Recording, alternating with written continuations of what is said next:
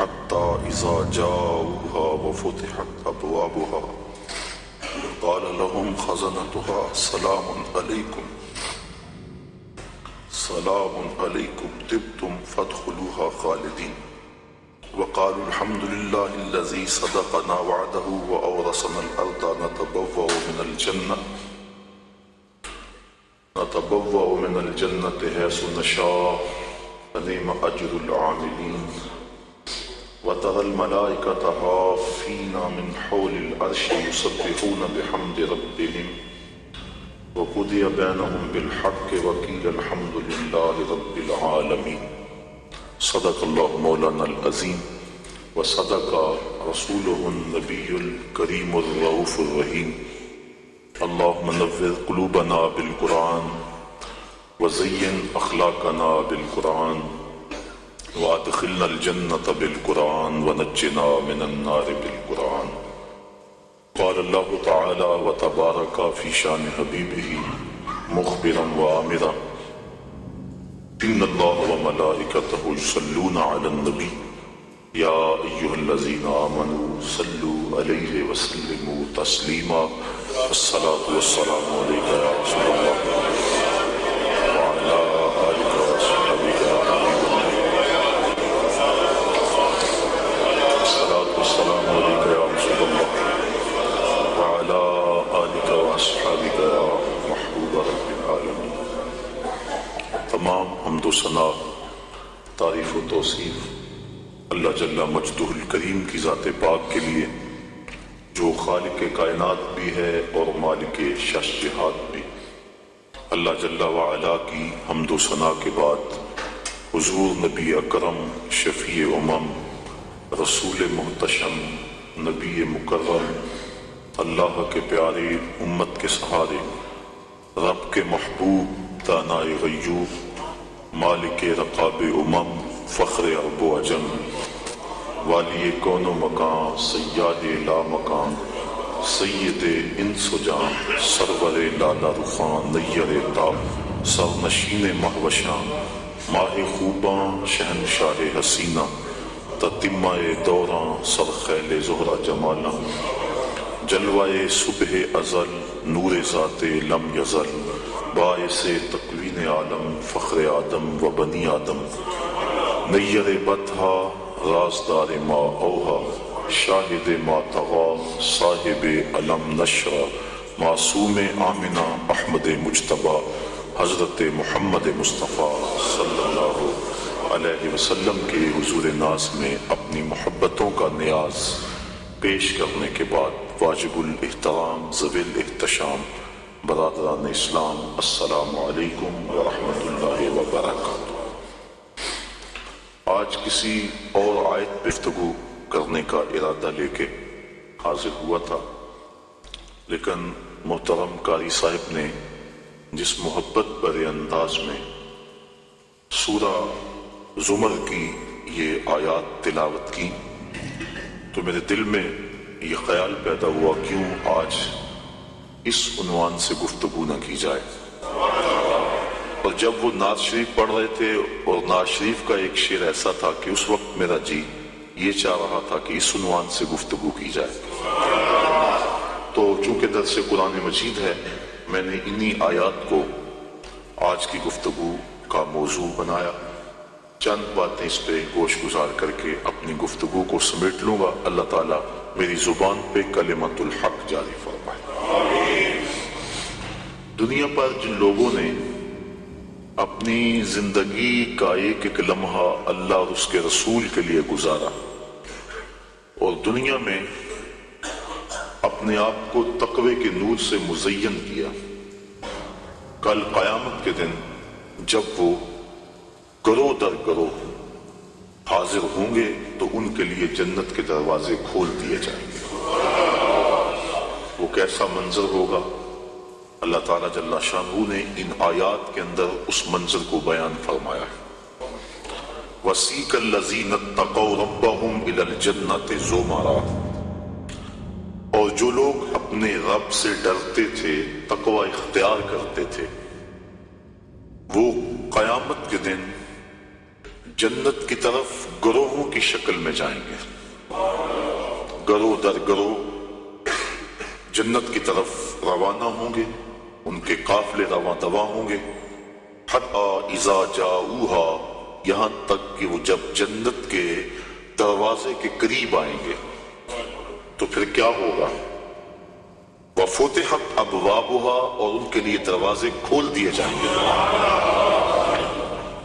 اور دروازے کھول کے ان کو داخلے کی اجازت ہوگی، بس نہیں، وَقَالَ لَهُمْ خَزَنَتُهَا سلام، جو داروغہ جنت ہوگا وہ ان کو کہے گا تم پر سلامتیاں نازل ہوں، ان کو سلامی دے گا، سلام علیکم طبتم، تمہارے اوپر سلامتیاں ہو، تم نے زندگی خوب اچھے انداز سے گزاری، طبتم، تم خوب رہے، اچھی زندگی تم نے گزاری، فادخلوها خالدین، اب آ جاؤ اس جنت میں ہمیشہ رہنے کے لیے، وقالوا الحمد للہ الذی صدقنا وعدہ، اور یہ جنتی جب جنت کی نعمتوں کو دیکھیں گے، اس میں داخل ہوں گے تو کیا کہیں گے؟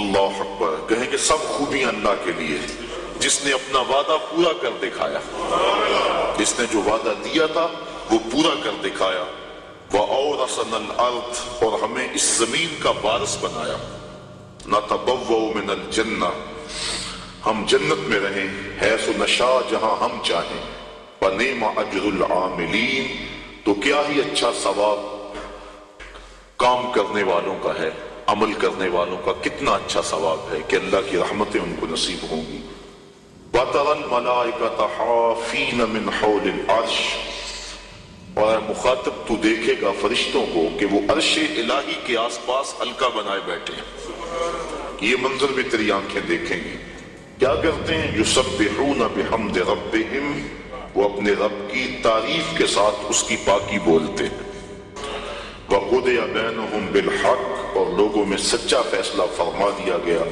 وَقِیلَ الْحَمْدُ لِلَّهِ رَبِّ الْعَالَمِينَ، اور کہا جائے گا سب خوبیاں اللہ کے لیے جو تمام جہانوں کا پالنے والا ہے، رب ہے۔ یہ تمام مضمون پر تو گفتگو ممکن نہیں اس تھوڑے وقت میں، دو ایک باتوں پہ گفتگو آپ کے گوش گزار کر کے اپنی معروضات کو، گفتگو کو سمیٹوں گا۔ وَسِیقَ الَّذِینَ اتَّقَوْا رَبَّهُمْ، اور وہ لوگ جو اپنے رب سے ڈرتے تھے، جنہوں نے تقوی اختیار کیا، ان کو چلایا جائے گا، إِلَى الْجَنَّةِ زُمَرًا، جنت کی طرف گروہ در گروہ، وہ گروہوں کی شکل میں جنت میں جائیں گے، چونکہ تقوی کی بنیاد پہ جو دوستیاں ہوں گی وہ قیامت کے دن قائم رہیں گی۔ قرآن مجید میں اللہ تعالیٰ جل شانہ نے ارشاد فرمایا، الْأَخِلَّاءُ بَعْضُهُمْ لِبَعْضٍ عَدُوٌّ إِلَّا الْمُتَّقِينَ، کہ گوڑے یار، خلیل کہتے ہیں جگری یار کو، گوڑے یار، گوڑے یار قیامت کے دن ایک دوسرے کے دشمن بن جائیں گے، إِلَّا الْمُتَّقِينَ، لیکن جن کی دوستی تقوی کی بنیاد پر ہوگی وہ قیامت کے دن بھی قائم رہیں گے۔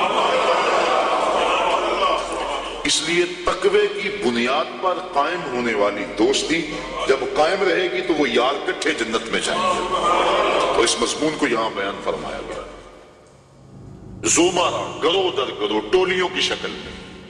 اللہ اکبر، کیسی ٹولیاں ہوں گی؟ اہل محبت کی ٹولیاں ہوں گی، پیار والوں کی ٹولیاں ہوں گی، الفت والوں کی ٹولیاں ہوں گی، اللہ اکبر، حتی اذا جاؤہا وفتحت ابوابہا، اور یہ ٹولیوں کی شکل میں جنت میں جا رہے ہوں گے، جنت کے دروازے ان کے لیے کھول دیے گئے ہوں گے، اور جو داروغہ جنت ہے وہ ان کو سلامی پیش کرے گا، سلام علیکم، تمہارے اوپر سلامتیاں نازل ہوں، کس بات پہ؟ تم نے زندگی اچھے انداز سے گزاری، اللہ، فادخلوها خالدین، اب اس میں رہو اور ہمیشہ رہو، تمہیں یہاں سے نہیں نکالا جائے گا۔ تو زندگی اللہ کی رضا کے لیے جس شخص نے اچھے انداز میں گزار دی، دنیا پر وہ مشکلات اس نے سہی، لیکن قیامت میں اللہ پورا صلہ عطا فرمائے گا، حضور نبی رحمت صلی اللہ علیہ وسلم نے ارشاد فرمایا 4 اشخاص ایسے ہیں جن کو جنت میں جانے سے کوئی چیز نہیں روک سکتی، اور فرمایا اگر لوگوں کے سست پڑ جانے کا اندیشہ نہ ہو تو اے عمر میں تجھ کو کہوں کہ یہ بات گلی اور بازاروں میں لوگوں کو بتا دوں۔ اور پھر حضور نے ان 4 اشخاص کا تذکرہ کیا۔ ایک وہ شخص جو والدین کے ساتھ حسن سلوک کرتا ہے، دوسرا وہ شخص جس کی اولاد زیادہ ہے ذرائع آمدنی تھوڑے ہیں لیکن وہ اپنی اولاد کے پیٹ میں لقمہ حرام نہیں جانے دیتا۔ جب ذرائع آمدنی زیادہ ہوں اور پھر حرام سے بچنا یہ بھی بہت بڑی سعادت ہے، لیکن جب ذرائع آمدنی بھی تھوڑے ہوں اور اولاد بھی زیادہ ہو تو پھر حرام سے بچنا یہ بڑا مشکل اور آزمائش کا مرحلہ ہوتا ہے۔ تو جو اس موقع میں رزق حرام سے بچا، قیامت کے دن حضور کے فرمان کے مطابق جنت میں جانے سے اسے کوئی شے نہیں روک سکتی۔ اور ہم صحابہ کی زندگیاں دیکھتے ہیں، فجر کی نماز ہوتی ہے، ایک صحابی جلدی سے اٹھ کے چلے جاتے ہیں۔ ایک دن آقا کریم نے پوچھا کہ ابو درداء کیا بات ہے؟ تو حضرت ابو درداء نے عرض کی حضور آپ جانتے ہیں آج کل مدینے میں کھجوریں پکنے کا موسم ہے اور سحری کے وقت ٹھنڈی ہوائیں مدینے کی سرزمین کو سلام کرنے بھی آتی۔ میرے ہمسائے کے صحن میں ایک اونچا لمبا درخت ہے کھجور کا جس کا جھکاؤ میرے گھر کی سمت ہے، اور جب ہوا چلتی ہے تو اس سے کھجوریں ٹوٹ کے میرے ویڑے میں گر پڑتی ہیں۔ میں جلدی جلدی اس لیے چلا جاتا ہوں کہ بچوں کے اٹھنے سے قبل وہ کھجوریں اٹھا کے ان کے گھر میں پھینک دو، کہیں ایسا نہ ہو کہ میرا بچہ کوئی کھجور اٹھا کے اپنے منہ میں ڈال لے۔ یہ صحابہ کا مزاج۔ اور ہماری سڑک سے گنے کی ٹرالی گزر کر تو دیکھیں، ہم بچے کو شاباش دیتے ہیں کہ بڑا دلیر نکلا ہے۔ جس کو آج آپ حوصلہ افزائی کر رہے ہیں کل بڑا ہو کے ڈاکو بنے گا، کل بڑا ہو کے راہزن اور لٹیرا بنے گا۔ اولاد کی تربیت کے باب میں یہ بات ہے کہ اگر وہ گناہ کا ارتکاب بچپن میں بھی کرتے ہیں تو ان کی وہاں حوصلہ شکنی کی جائے تاکہ ان کے دل میں گناہ سے نفرت پیدا ہو جائے۔ تو حضرت ابو درداء نے عرض کی حضور میں اس لیے جلدی چلا جاتا ہوں کہ ہمسائے کے گھر سے جو کھجور کا درخت ہماری سمت چکا ہوا ہے اس کی کھجوریں جو گرتی ہیں میں ان کو اٹھا کے ان کے صحن میں پھینک دوں تاکہ کہ میرا بچہ وہ کھجور اپنے اندر نہ لے لے۔ اور آپ جانتے ہیں کہ حضرت امام حسین رضی اللہ تعالیٰ عنہ مسجد نبوی میں آئے، صدقے کی کھجوروں کا ڈھیر لگا ہوا تھا، بچے تھے ایک کھجور اٹھا کے انہوں نے اپنے منہ میں ڈال لی۔ تو آقا کریم صلی اللہ علیہ وسلم تیزی سے آگے بڑھے اور ان کے حلق میں انگلی ڈال کر حضور نے کہا کہ اس کو نکالو باہر اور اندر سے کھجور باہر نکلوا دو۔ میں اور آپ اپنے رزق پر اگر غور کر لیں اور اپنے رزق کی حلت کا سامان کر لیں تو عبادت کی لذت نصیب ہو جائے۔ تیسرا وہ شخص کہ جس نے ایسی سچی توبہ کی کہ دوبارہ گناہ کی طرف جانا اتنا مشکل ہے جس طرح تھن سے نکلا ہوا دودھ دوبارہ اندر نہیں جا سکتا۔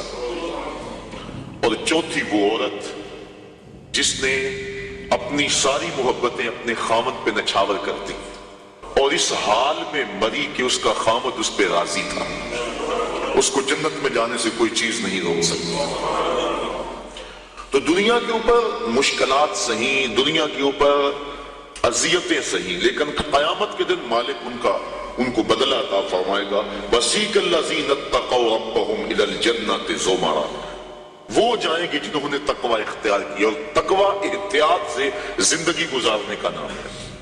تقوی کے بارے میں علماء کے مختلف اقوال موجود ہیں، لیکن خلاصہ یہ ہے زندگی اس احتیاط سے گزاری جائے، اللہ اکبر، کہ انسان کے دامن سے کوئی گناہ نہ لگنے پائے۔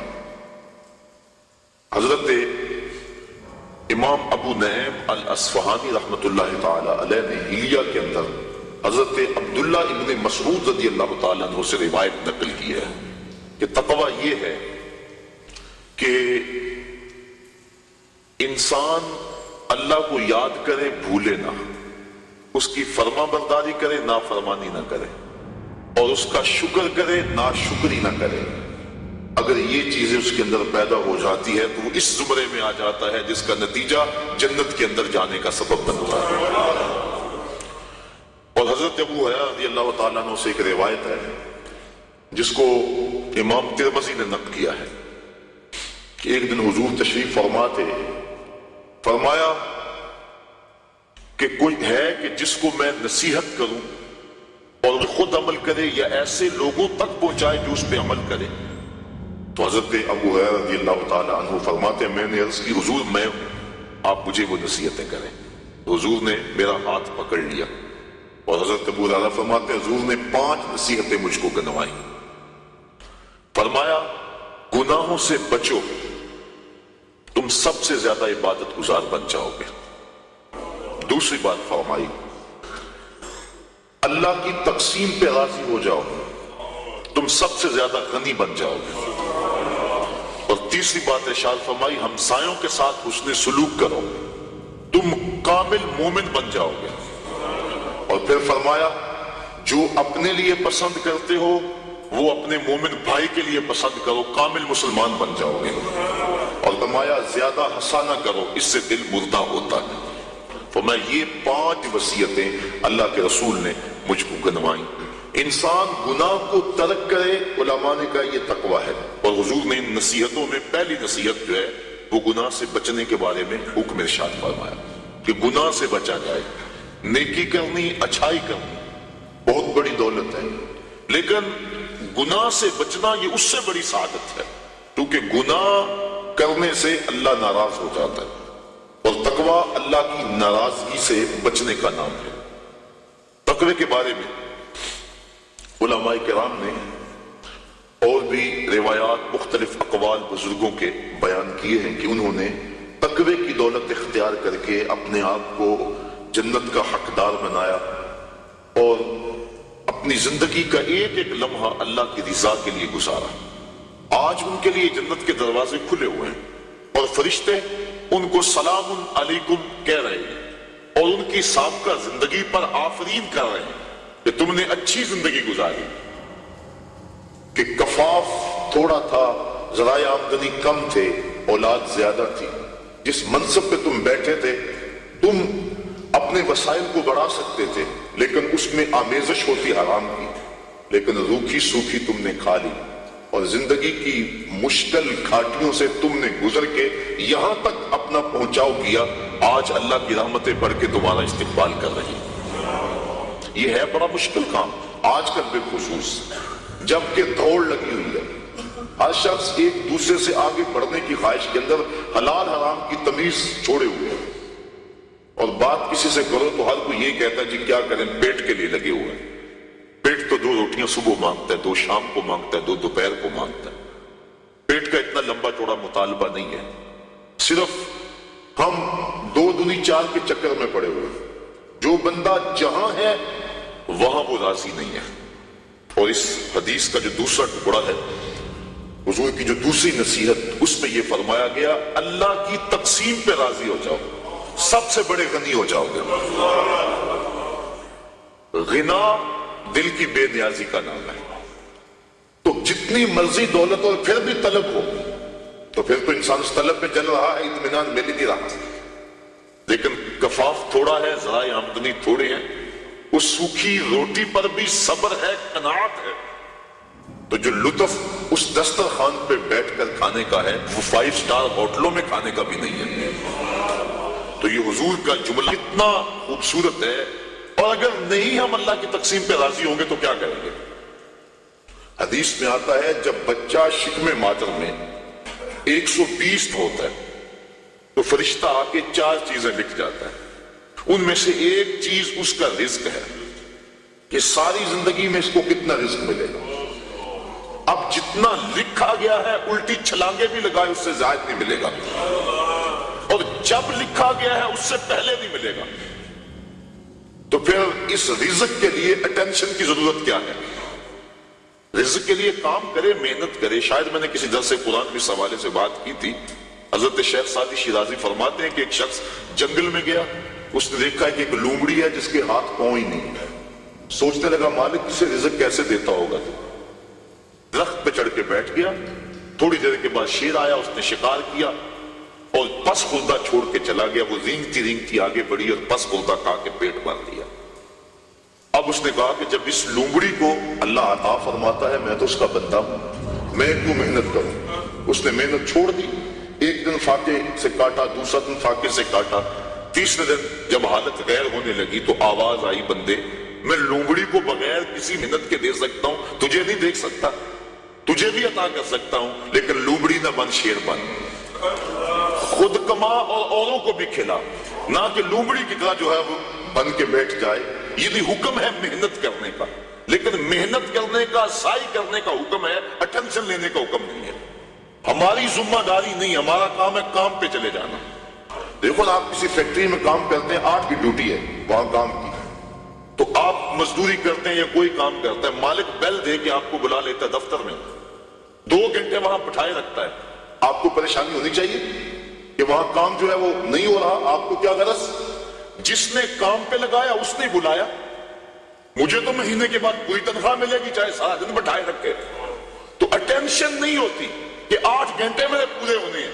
جس رب نے رزق لکھا ہے وہ کہتا ہے چھوڑ کاروبار، حیا علی الصلاۃ، حیا علی الفلاح، آجا اب میری چوکھٹ پہ آجا، رات پڑ گئی اب سو جا، اب کام نہ کر. جس نے لکھا ہے، جس نے کام پہ لگایا ہے، وہ کہتا ہے اب جمعے کی اذان ہو گئی ہے، اب کاروبار بازار البیع، اب چھوڑ دے کاروبار. تو اب جس نے کام پہ لگایا وہی تو بلا رہا ہے، اور ہم کہتے ہیں تیرے بلانے پہ نہیں آئیں گے. تو مالک بلائے اور بندہ دفتر میں نہ جائے تو وہ فیکٹری سے نکالے گا کہ نہیں؟ یا حالات کشیدہ ہو جائیں گے کہ نہیں؟ اٹینشن بنے گی کہ نہیں؟ تو اگر آسودہ رہنا ہے، فیکٹری میں کام بھی کرنا ہے، تو پھر مالک سے بنا کے رکھنی ہوگی نا. اگر رزق اس کا کھانا ہے اور اس کی نہیں ماننی تو پھر اٹینشن تو ہوگی. پھر کہا جائے گا جی رزق بڑا ہے، سکون نہیں ہے، پتہ نہیں کسی نے تویز ڈال دی ہوئی، کسی عامل نے جادو کر دیا ہوا ہے، پھر مصیبت بنی ہے.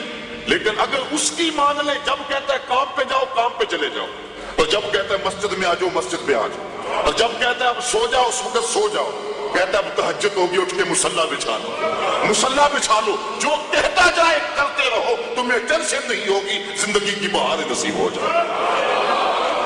حضور نے ارشاد فرمایا اللہ کی تقسیم پہ راضی ہو جاؤ، اللہ کی تقسیم پہ راضی ہو، تم غنی بن جاؤ گے، تم گداگر نہیں رہو گے، تم گداگر نہیں رہو گے، غنی بن جاؤ گے. کروڑ پتی ہو کر بھی کمینے نہیں ہوگے، تمہاری جیب میں کچھ بھی نہیں ہوگا لیکن غنا کی سلطنت کے بادشاہ ہوگا. اس کی تقسیم پہ راضی ہو جاؤ. اور مجھے واصف علی واصف کا اچانک جملہ یاد آ گیا. اس نے بڑی خوبصورت ایک بات کہی. اس نے کہا اللہ اور اپنی رضا میں فرق کا نام غم ہے. اللہ کی رضا میں اور اپنی رضا میں فرق کا نام غم ہے. جو اللہ کی رضا ہے بندہ کہتا ہے نہیں یہ نہیں صحیح، تو غم بن گیا.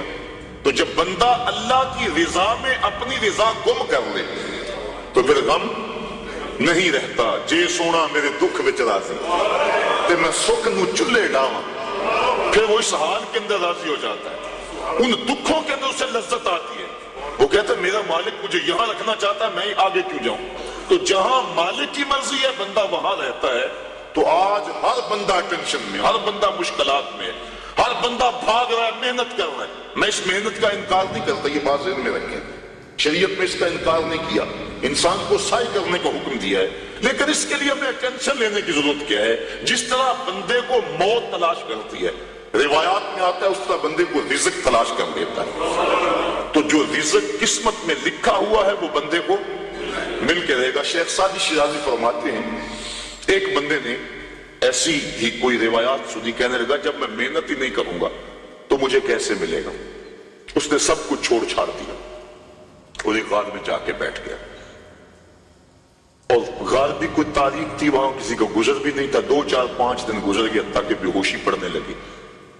ایک قافلہ وہاں سے گزرا، غار میں انہوں نے جھانکا، دیکھا کہ ایک انسان ہے اور ادم ہویا ہے. انہوں نے جا کے دیکھا، غور کیا یہ تو بھوک سے مر رہا ہے. انہوں نے کھانا لا کے اس کے سامنے رکھا، اس نے انکار کر دیا. اس نے کہا جب میں کچھ نہیں کروں گا تو وہ کیسے دے گا. انہوں نے کھانا بھی پیش کیا، اس نے انکار کر دیا. بولنے کی سکت بھی نہیں ہے. یہ سمجھے کہ بیچارہ بہت زیادہ بیمار ہے. اور یہ کھانا کھانے کی سکت بھی نہیں ہے، کوئی نرم چیز بناؤ اس کے لیے، کوئی دلیا وغیرہ کوئی ایسی چیز اس کے لیے انہوں نے تیار کی وہاں قافلے والوں نے، اور جا کے اس کو پیش کی، اس نے پھر بھی سر پھیر دیا، کہا بیچارہ اتنا مجبور ہے، اس سے یہ بھی نہیں کھایا جاتا۔ انہوں نے زبردستی جو وہ چمچ میں ڈال کے اس کے منہ کے قریب کی اس نے دانت بند کر دیے زور سے، کہ جب میں ہی نہیں کچھ کروں گا تو کیسے میرے مقدر کا میرے پیٹ میں پہنچے گا، یہ دل میں تھا، اور زور سے دانت بند کر دیے۔ شیخ سعدی شیرازی فرماتے ہیں کہ انہوں نے چمچی کے ایک کونے کو نا اس کے دانت میں جہاں سوراخ ملا وہاں ڈال کر تو زور سے انہوں نے کھولا منہ کو اور اندر حلوہ ڈالا، اور جب منہ کے اندر حلوہ گیا تو اس کو آگے کہا مالک جو میرے مقدر کا ہے وہ مجھے مل کے رہے۔ تو یہ کہاوتیں بزرگوں نے جو بیان کی ہیں ہماری زندگی کو آسودہ بنانے کے لیے کی۔ ہم اپنے مقدر میں جو پاتے ہیں، میرے مقدر میں یا آپ کے مقدر میں جو لکھا ہوا ہے، یہ پکی بات ہے، اس سے زائد تو نہیں مل سکتا۔ اب اس کو حاصل کرنے کے لیے ہم حرام ذرائع کیوں اختیار کریں؟ ہم کام پہ جائیں درود پڑھتے ہوئے، ہم پہ جا رہے ہیں، کہاں سے آئے گا، کیا ہوگا، کیا اس کی ٹینشن کیا؟ ہم کام پہ جا رہے ہیں اور نبی پہ درود پڑھ رہے ہیں، بس ہم کام پہ جا رہے ہیں استغفر اللہ پڑھ رہے ہیں۔ اللہ رزق دے گا، سورہ نوح اٹھا کے دیکھیے، فَقُلْتُ اسْتَغْفِرُوا رَبَّكُمْ إِنَّهُ كَانَ غَفَّارًا، تو میں نے کہا اپنے رب سے معافی مانگو، استغفار کرو، بے شک وہ معاف فرمانے والا ہے۔ پھر کیا ہوگا؟ يُرْسِلِ السَّمَاءَ عَلَيْكُمْ مِدْرَارًا، وہ آسمان سے موسلادھار بارش بھیجے گا، وَيُمْدِدُكُم بِأَمْوَالٍ وَبَنِينَ، تم کو مال بھی دے گا بیٹے بھی دے گا، وَيَجْعَلْ لَكُمْ جَنَّاتٍ، اور وہ تمہارے لیے جنتیں اور باغ بنا دے گا، وَيَجْعَلْ لَكُمْ أَنْهَارًا، اور تمہارے نہریں جاری کر دے گا۔ اللہ اکبر، مَا لَكُمْ لَا تَرْجُونَ لِلَّهِ وَقَارًا، آگے فرمایا کیا ہو گیا، تمہاری نظر میں اللہ کا وقار نہیں رہا؟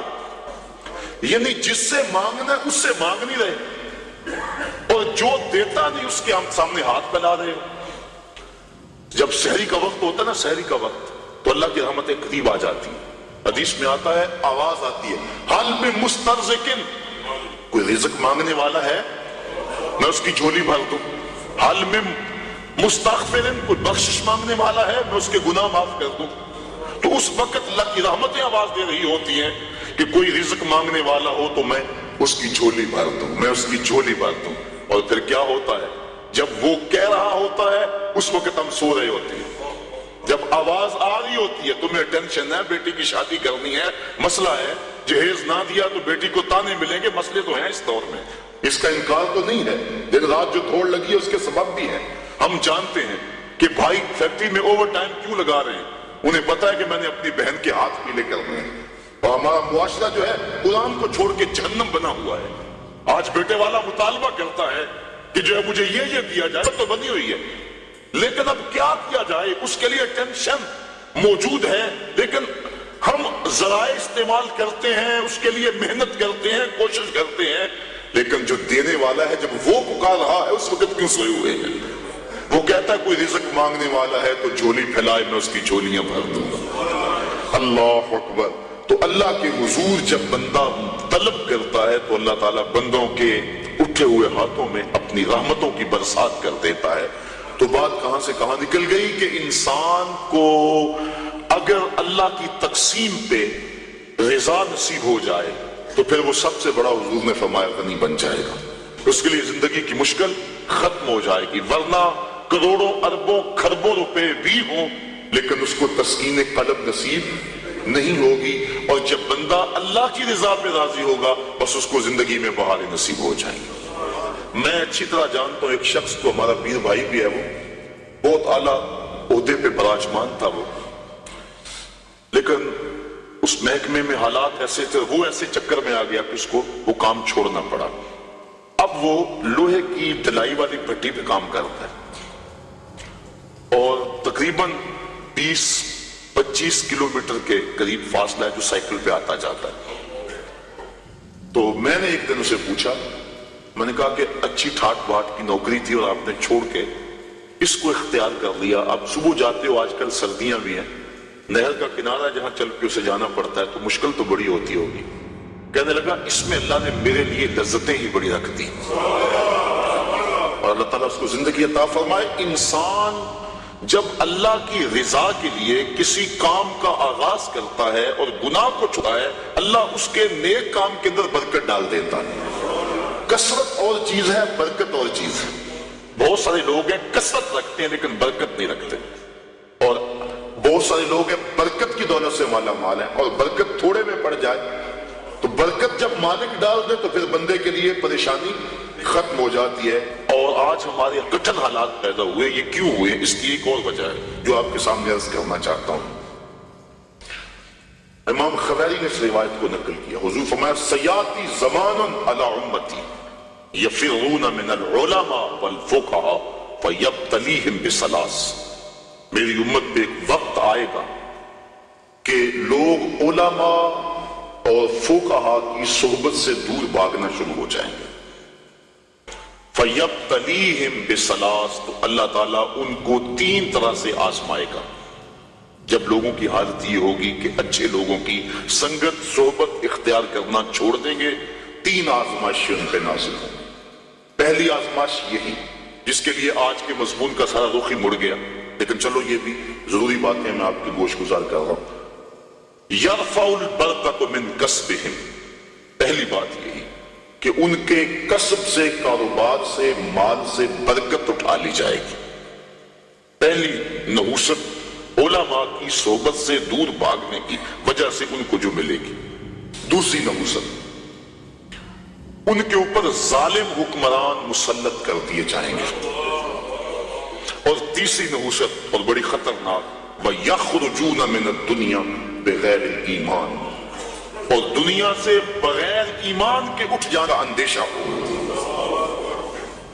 اور آج دیکھ لیں، یہ بات بھی درست ہے کہ آج وہ علماء کم ہیں جن علماء کی صحبت میں بیٹھ کے اللہ کا قرب ملتا ہے۔ میں جوہر آباد میں گفتگو کر رہا تھا تو وہ بات کو گفتگو تھی تو ایک وکیل صاحب کہنے لگے کہ آپ جو بات کر رہے ہیں ہم اس بات کو تسلیم کر رہے ہیں، لیکن ان علماء کو کہاں سے ڈھونڈیں جن کی صحبت غنیمت ہوتی ہے اور جن کے دم سے انسان کو اللہ کا قرب ملتا ہے؟ آج تو گداگر اور دکاندار ہمیں مل رہے ہیں۔ تو میں نے اسے 2 لفظی جواب دیا، میں نے کہا تمہیں پتا ہے مٹھائی کس دکان سے اچھی ملتی ہے، کپڑا کس دکان سے اچھا ملتا ہے؟ سارا شہر چھوڑ کے وہاں جاتے ہو کہ نہیں؟ یہی نہیں پتا کہ دین اچھا کہاں سے ملتا ہے۔ حضور کی امت کی خصوصیات میں سے ایک خصوصیت یہ ہے کہ قیامت تک اس امت میں اہل حق موجود رہیں گے۔ حضور کی جو خصوصیات ہیں ان میں سے ایک خصوصیت یہ ہے، قیامت تک اس امت میں اہل حق موجود رہیں گے، گو تھوڑے رہ جائیں گے۔ لیکن چونکہ ہم شیطان کے پھندے میں آ جاتے ہیں، اور کبھی ایسا نہیں ہوا کہ ایک دکاندار سے دھوکہ کھا لیں اور پھر دوبارہ کہیں کہ ہم کپڑے پہنتے ہی نہیں، ایک ہوٹل سے دھوکہ کھا لیں تو کہہ رہے ہم کھانا کھاتے ہی نہیں۔ یہ سارے فراڈیے ہوتے ہیں۔ ایک دکاندار سے دھوکہ کھائیں گے، دوسرے کے پاس جائیں گے، دوسرے سے دھوکہ کھائیں گے، تیسرے کے پاس جائیں گے۔ لیکن یہاں کیا ہوتا ہے؟ ہم کسی ایسے شخص کے پاس چلے جاتے ہیں جو دین کے نام پہ کاروبار کر رہا ہوتا ہے، اور پھر جب اس سے ہم ڈسے جاتے ہیں ہم سارے طبقے سے بدزن ہو جاتے ہیں۔ شاید ہم دین کو اتنی ضرورت نہیں سمجھتے جتنی کپڑے کو سمجھتے ہیں، جتنے کھانے کو سمجھتے ہیں۔ 100 جگہ سے بھی دھوکہ کھائیں ہم سمجھتے ہیں کپڑا تو پہننا ہے، کوئی اور دکان تلاش کر لو۔ تو اگر دین کو بھی ضرورت سمجھا جائے 100 مرتبہ بھی دھوکہ کھاؤ پھر بھی تلاش میں رہو، کوئی تو صاحب حق ملے گا ہی نا۔ اور پھر تم نے دھوکہ بھی تو اللہ کے نام پہ کھایا ہے نا۔ حضرت عمر فاروق رضی اللہ تعالیٰ عنہ جو غلام لمبی نمازیں پڑھتا تھا اس کو آزاد کر دیتے تھے کہ یہ لمبی نمازیں پڑھ رہا ہے۔ غلاموں کو پتہ چل گیا، جو ان کی ملک میں غلام آتے وہ لمبی لمبی نمازیں ان کے سامنے پڑھتے اور آپ ان کو آزاد کر دیتے۔ کسی نے کہا کہ تم نہیں جانتے کہ یہ دکھاوے کی نمازیں پڑھتے ہیں، یہ تمہیں دھوکہ دیتے ہیں؟ حضرت عمر فاروق نے فرمایا اللہ کے نام پہ دیتے ہیں نا، میں 100 بار یہ دھوکہ کھانے کے لیے تیار ہوں۔ تو اگر وہ لوگ جو چائے کی پیالی پہ دین بیچیں، وہ لوگ بھی منبر و محراب پہ براجمان ہیں، وہ بھی لوگ تو موجود ہیں جو تاج شاہی کو ٹھوکر بھی نہیں مارتے۔ بستے ہیں کچھ ایسے پراگندہ طبع لوگ بھی، افسوس کہ تمہیں میر سے صحبت نہیں رہی۔ وہ لوگ جن سے مل کے زندگی سے عشق ہو جائے آپ نے شاید نہ دیکھے ہوں مگر ایسے بھی ہیں۔ حضور نے ارشاد فرمایا خیار امتی العلماء وَشَرَارُ أُمَّتِي الْعُلَمَاء، میری امت کے بدترین لوگ بھی علماء ہیں اور میری امت کے بہترین لوگ بھی علماء ہیں۔ تو اگر بہترین لوگ امت کے تلاش کرنے ہوں تو وہ بھی اسی طبقے سے ملیں گے، وہ کسی اور جگہ سے نہیں ملیں گے، اور اگر بدترین لوگ وہ بھی اس طبقے میں موجود ہیں، ہم بدترین کو دیکھتے ہیں پھر اس طبقے سے بدتر ہو جائے، اور نتیجہ کیا کہ ہم آہستہ آہستہ اس جگہ پہ پہنچ جاتے ہیں کہ علماء کی صحبت سے نفرت شروع ہو گئی، جس کے نتیجے کے اندر یہ 3 مصیبتیں ہماری اوپر نازل ہوئی۔ پہلی مصیبت یرفع البرکۃ من کسبہ، رزق سے برکت اٹھا لی گئی، اور دوسری بات کہ ظالم حکمران مسلط کر دیے گئے، اور تیسرا دنیا سے بغیر ایمان کے چلے جانے کا اندیشہ پیدا ہوا، اور آج ہے نہیں، لوگ بیرون ملک جانے کے لیے مرزائی لکھ رہے ہیں، کتنے لوگ ہیں ایسے؟ ایمان کا سودا کرنا تو بڑا آسان ہو گیا اس دور کے اندر، چائے کی پیالی میں لوگ دین بیچ رہے ہیں، کیا کچھ نہیں ہو رہا ہے؟ اللہ اکبر۔ حضور نے توبہ توبہ، حضور نے نشاندہی کی تھی کہ آدمی صبح کو مومن ہوگا اور شام کو کافر ہوگا، یصبح مومنا ویمسی کافرا، صبح مومن ہوگا شام کو کافر ہوگا، اور پھر فرمایا شام کو مومن ہوگا صبح کو کافر ہوگا۔ لا يبقى من الاسلام الا اسمه ولا يبقى من القرآن الا رسمه مساجدهم عامرة وهي خراب من الهدى۔ وقت آئے گا کہ قرآن صرف رسم کے طور پہ پڑھا جائے گا، اسلام صرف نام کا رہ جائے گا، مسجدیں زیب و زینت کے لحاظ سے تو آباد ہوں گی لیکن ہدایت کے نور سے خالی ہوں گی۔ جس دور کی نشاندہی کی گئی تھی کیا وہ اب دور موجود نہیں ہے؟ امام غزالی فرماتے ہیں جس دور کی نشاندہی اللہ کے رسول نے کی ہے، آج سے صدیوں قبل امام غزالی ہوئے ہیں، فرماتے ہیں وہ میرا دور ہے۔ امام غزالی فرماتے ہیں جس دور فتنہ کی نشاندہی حضور نے کی ہے وہ میرا دور ہے، اور یہ دور جس سے ہم گزر رہے ہیں یہ دور کیسا ہے؟ آج کیا ہو رہا ہے؟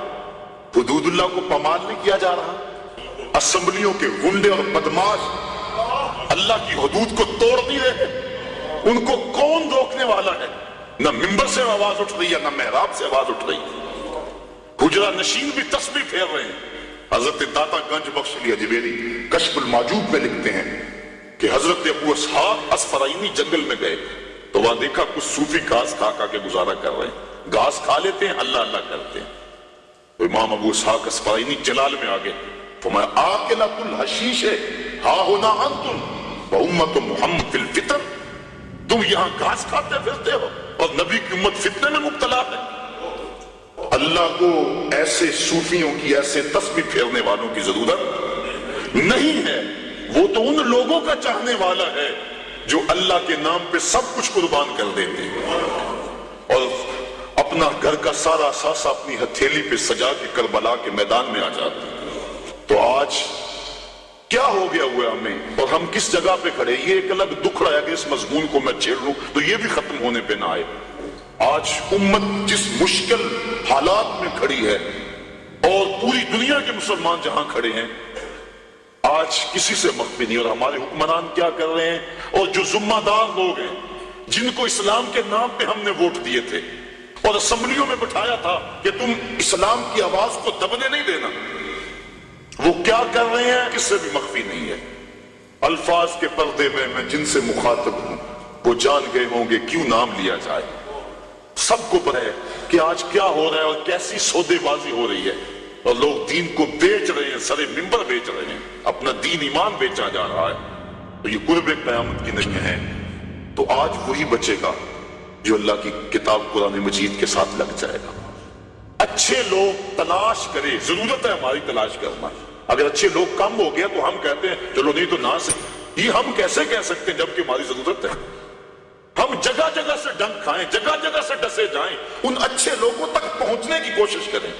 یہ دنیا چکی ہے اور اس کے دو پڑوں کے نیچے جو بھی آ گیا وہ کچلا جائے گا، بچے گا وہی جو کلی کے ساتھ لگ کے رہے گا۔ تو ہم نے اس کلی کو تلاش کرنا ہے، وہ کہاں ہے؟ ہم کہتے ہیں کوئی بات نہیں، ہم کیا کریں جی؟ نہیں، قیامت کے دن پوچھ کاروبار کا پتہ نہیں، کہاں نفع ہے کہاں نقصان ہے، کہاں سودا دینا ہے کہاں نہیں دینا ہے۔ کہاں کس منڈی سے 2 نمبر مال ملتا ہے، کہاں سے 1 نمبر مال ملتا ہے، ہمیں سب پتا ہے، دنیا کا سارا شعور اور فہم و ادراک ہم رکھتے ہیں، اور یہاں آ کر ہم بولے بن جاتے ہیں کہ ہمیں کیا کریں، ہمیں تو کوئی صحیح ملا ہی نہیں، تم ڈھونڈو تو صحیح، ایسے لوگوں کو تلاش تو کرو، در در کی خاک تو چھانو، ایک دن وہ ملیں جن کے ملنے سے زندگی پیاری لگنے لگ جائے گی، جن کی قربت میں بیٹھ کے اللہ یاد آئے گا، اور جن کی صحبت تمہیں مالک کے قریب کر دے گی اور گناہوں سے خود بخود نفرت کرنے لگ جاؤ۔ تو ایسے لوگوں کو تلاش کریں، ایسے لوگوں کی قربت میں بیٹھیں۔ تو مضمون اور سمجھ چلا گیا، اور یہ باتیں ضروری بھی تھیں۔ وَسِيقَ الَّذِينَ اتَّقَوْا رَبَّهُمْ إِلَى الْجَنَّةِ زُمَرًا، وہ لوگ جنہوں نے تقوی اختیار کیا وہ جنت کی طرف جو ہے وہ گروہوں کی شکل میں جائیں گے، وہ لوگ جنہوں نے تقوی اختیار کیا۔ اللہ اکبر۔ اور تقوی کیا ہے؟ گناہوں سے قلبی نفرت کا نام ہے۔ حضرت شیخ جہانگیر سمنانی رحمت اللہ تعالی علیہ فرماتے ہیں، آپ فرماتے ہیں تقوی یہ ہے کہ نیکی کرنے کے باوجود بھی ڈرتا رہے، پتہ نہیں میری نیکی بھی قبول ہوئی ہے کہ نہیں، یہ تقوی ہے۔ حضرت علی المرتضیٰ فرماتے ہیں کہ اپنی عبادات پر اعتماد نہ کرنا تقوی ہے۔ اور حضرت عمر فاروق کا عمل ہمارے سامنے موجود ہے کہ عید کے دن رو رہے تھے، چھوٹی عید کے دن۔ اس نے پوچھا آج تو ہر کوئی خوش ہے اور آپ رو رہے ہیں؟ کہا مجھے نہیں پتا کہ میرے روزے قبول ہوئے ہیں یا کہ نہیں، اگر قبول ہوئے تو پھر میرے لیے خوشی کی بات، اور اگر قبول نہیں ہوئے تو میرے منہ پہ مارے گئے، اس لیے میں چونکہ قطعاً جانتا نہیں اس لیے رو رہا ہوں کہ پتہ نہیں میں کن لوگوں میں سے۔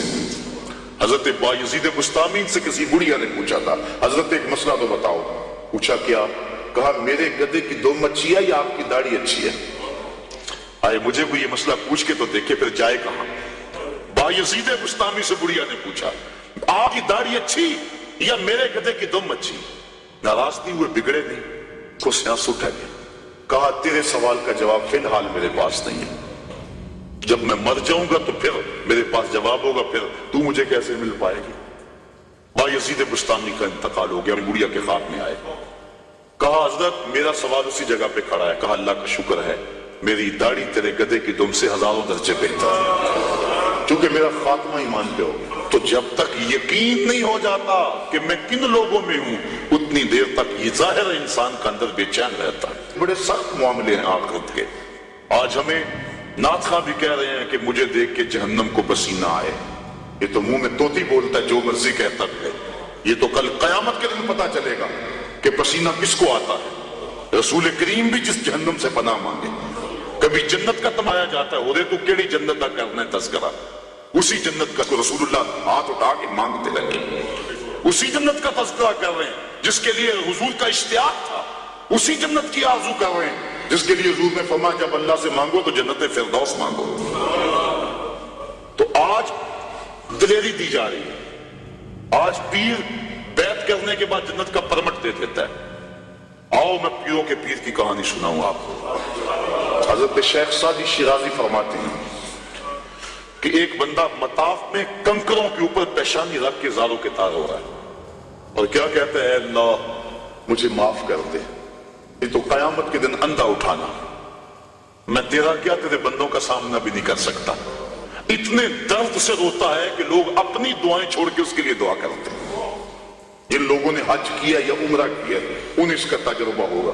کچھ لوگ اتنے درد سے روتے ہیں کہ بندہ اپنی دعائیں بھول کے ان کے لیے لگ جاتا ہے۔ مجھے تو جس سال جانا نصیب ہوا تھا تو ان دنوں کے اندر فلسطین کی جنگ پورے زور پہ تھی، اور کعبۃ اللہ کی غربی دیوار کے ساتھ فلسطین کے مرد و زن لپٹ کے رویا کرتے تھے، اور جب وہاں ہمارا چکر آتا تھا وقت طوطے اڑ جاتے اور اپنی دعائیں بھول جاتی، اور اللہ کی بارگاہ میں عرض کرتے مالک فلسطین کو آزادی دے دے۔ یہ کسی کا باپ اس کے سامنے کٹا ہوگا، کسی کی گود سے اس کا لال چھین کر قتل کیا ہوگا، کسی کا بھائی اس کے سامنے ذبح کیا ہوگا، یہ اللہ کی باندیاں اور اللہ کے بندے اللہ کے حضور دکھڑا سنا رہے ہیں۔ تو انسان اپنی دعائیں چھوڑ کے ان کے لیے دعائیں کرنے لگ جاتا، فلسطین کی آزادی کے لیے دل تڑپتا، پھر کشمیر کی طرف، آذربائیجان کی طرف، کابل و قندھار کی طرف، دشت لیلا کی طرف، اور قلعہ جنگیر تورا بورا کی طرف، اور موصل و تقرید کی طرف، اور کوفہ و بغداد کی طرف انسان کا دل جاتا کہ وہاں کیا کچھ ہو رہا ہے، اور انسان اپنی دعائیں چھوڑ کے امت کے لیے رونے لگ جاتا ہے۔ تو وہ اتنے درد سے روتا ہے کہ لوگ اپنی دعائیں چھوڑ کے اس کے لیے کہتے ہیں یا اللہ اس بیچارے کو معاف کر دے. ایک بندہ تو چھوڑ چھاڑ کے کھڑا ہی اس کے سامنے قریب کھڑا ہو گیا اور کہتا ہے مالک اسے معاف کر دے، مالک اسے معاف کر دے. کافی دیر کے بعد وہ شخص جو روتا تھا اٹھ کے جانے لگا. اس کو تجسس تھا کہ میں دیکھوں تو صحیح یہ کون ہے اور اس کو تسلی بھی دوں کہ اللہ بڑا کریم ہے، تجھے معاف کر دے گا. جب اس نے جھک کے جھانک کر دیکھنا چاہا تو چیخیں نکل گئی. کیوں کہ فائزہ ہوا شیخ عبد القادر جیلانی، یہ زاروں کے تار رونے والا وقت کا غوث شیخ عبد القادر جیلانی. حضرت سری سختی رضی اللہ تعالیٰ عنہ نے جنید بغدادی کو بلایا. حضرت جنید بغدادی کہ وہ ماموں بھی لگتے ہیں رشتے میں اور پیر بھی لگتے ہیں. یہ پیر مرید کی کہانی سنا رہا ہوں. آج کا پیر تو گارنٹی دے رہا ہے نا. اللہ اکبر. حضور تو حضرت ربیہ کو بھی جنت کی بشارت دیں اور ساتھ کہیں حضرت سجود سے میری مدد کرنا. اور پیر کہتا تجھے پرواہ ہی نہیں ہے. آؤ اس پیر مرید کی کہانی سنا رہا ہوں. حضرت جنید بغدادی فرماتے ہیں میرے ماموں نے تنہائی میں مجھے بلایا اور مجھے وصیتیں کی. جب ایک وصیت کی تو میرے پاؤں تلے سے زمین نکل گئی. کہنے لگے بیٹا جب میں مر جاؤں تو میری قبر بغداد سے باہر بنانا. میں نے پوچھا حضور کیوں؟ فرمانے لگے میری بدعمالیوں کی وجہ سے کہیں بغداد کی مٹی میری لاش کو قبول کرنے سے انکار نہ کر دے اور میں لوگوں کے سامنے رسوا نہ ہو جاؤں. یہ ہیں وہ لوگ تتجافا جنوبہم عن المضاجع، جن کی کروٹیں بستروں سے الگ رہتی ہیں، اللہ کو خوف اور طمع میں پکارتے ہیں، لیکن زندگی کا ایک ایک لمحہ تقوی سے عبارت ہے. دنیا میں تکلیفیں سہی. حضرت امام جعفر صادق ساری زندگی ٹھنڈا پانی نہیں پیا. فرماتے تھے کیا خبر کہ اس کے حساب میں چکرا جاؤں. اور آپ کے مریدین بیٹھے ہوئے ہیں، آپ بھی بیٹھے ہوئے ہیں، لوگ بیٹھے ہیں. کہا یار آج ایک دوسرے سے وعدہ نہ کر لیں. کہا کیا؟ کہا ہم میں سے جو بھی جنت میں جائے وہ دوسروں کو ساتھ لے کے جائے. غلاموں نے کہا حضور ہم آپ سے وعدہ کریں، ہم تو آپ کے سہارے میں بیٹھے ہوئے ہیں. کہا تم نہیں جانتے آخرت کے معاملے بڑے سخت ہیں. یہ امام جعفر صادق کہہ رہے ہیں، یہ ان کی زندگی ہے. تو ذرا دیکھیے یہ تقوی ہے، یہ خشیت ہے. اور ٹھنڈے پانی سے بھی گریز کر رہے ہیں. 3 چیزوں کا حساب نہیں ہوگا قیامت کے دن. ضرورت کے وقت کھانا پینا اور ستر عورت کے لیے کپڑا لباس اور ضرورت کا مکان. ان 3 چیزوں کا حساب نہیں ہوگا. اس کے علاوہ جو بھی نعمت اللہ نے دی ہے ثم لتسألن یومئذ عن النعیم، اللہ قرآن میں کہتا ہے ہر نعمت کے بارے میں پوچھا جائے گا. تو صاحبو جن لوگوں نے اس بات کا خیال رکھا کہ ہمیں پوچھنا ہے اور ایک ایک بات کا ہم نے جواب دینا ہے، یہ بات درست ہے کہ اللہ اپنے فضل سے معاف کرے گا. لیکن سحری کے وقت اٹھ کے سسکیاں بھرنے والا اور رات شراب خانے میں گزارنے والا کیا آپ کے دن ایک صف میں کھڑے کر دیے جائیں گے؟ یہ کیسے ہوگا؟ غریبوں کا خون چوسنے والا، بیوہ اور یتیموں کا مال لوٹنے والا اور رات کی تنہائی میں ان کی مدد کرنے والا کیا ایک صف میں کھڑے کر دیے جائیں گے؟ ایسا کیسے ہو سکتا ہے؟ تو صاحبو تق ہے کہ انسان اپنی زندگی کے ایک ایک قدم کو بچا بچا کے رکھے کہ میں اللہ کی ناراضگی سے بچ جاؤں. اور دنیا کو اس نے مشکلات میں ڈال دیا. آج کہتے ہیں دین پہ عمل کرنا بڑا مشکل ہے. جو بندہ دین پہ عمل کرنا چاہتا ہے اللہ قرآن میں سورۃ الاعلیٰ میں فرماتا ہے مشکل نہیں، ہم اس کے لیے آسان بنا دیتے ہیں. چلو لوگوں کے لیے مشکل ہی صحیح، لیکن اس نے مشکل میں یہ زندگی کاٹ لی. اور دنیا ہے بھی، اور دنیا سجن المومن، مومن کے لیے ہے بھی قید خانہ. لیکن جب قید سے چھوٹا پھر کیا ہوا؟ اللہ کی رحمتیں بڑھ کے اس کا استقبال کر رہی ہیں. پھر گروہوں کے اندر وہ جنت میں جائیں گے اور فرشتے کہیں گے سلام ہو تمہیں کہ تم نے زندگی اچھے ڈھب سے گزاری ہے، اب جنت میں آ جاؤ، تم اس جنت سے کوئی نکالنے والا نہیں ہے. اور وہ کہیں گے اللہ تیری تعریفیں اور تیری خوبیاں، تو نے جو وعدہ کیا تھا آج واقعی تو نے سچا کر دکھایا ہے. اور پھر اب جنت میں ان کو گوناگون نعمتیں دی جائیں گی اور جنت میں مائے معین ہوگا، حوض کوثر ہوگا، سلسبیل ہوگا. کبھی وہ حوروں سے جام پیئیں گے، کبھی وہ غلمانوں سے جام پیئیں گے. لذت تو بڑی ہوگی، لیکن ایک لذت کی کہانی اللہ نے قرآن میں سنائی. میں ایک وقت ایسا بھی پھر آئے گا وَسَقَاهُمْ رَبُّهُمْ شَرَابًا طَهُورًا، ان کا رب انہیں خود شراب طہور پلائے گا کہ تم نے میرے لیے چھوڑا، دنیا کی شراب تو نہیں پی لو، میرے دستور سے شراب پیو. تو وَسَقَاهُمْ رَبُّهُمْ، نہ حوروں کے ہاتھوں سے، نہ غلمانوں کے ہاتھوں سے، نہ کسی اور کے ہاتھوں سے. وَسَقَاهُمْ رَبُّهُمْ. پھر دنیا کی تکلیفیں یاد رہیں گی جب مالک شراب طہور پلا رہا ہوگا. تو یہ ہے زندگی، اپنی زندگی کو اس ڈھب سے گزاریں، آخرت کی زندگی بہتر ہو جائے جو نہ ختم ہونے والی ہے۔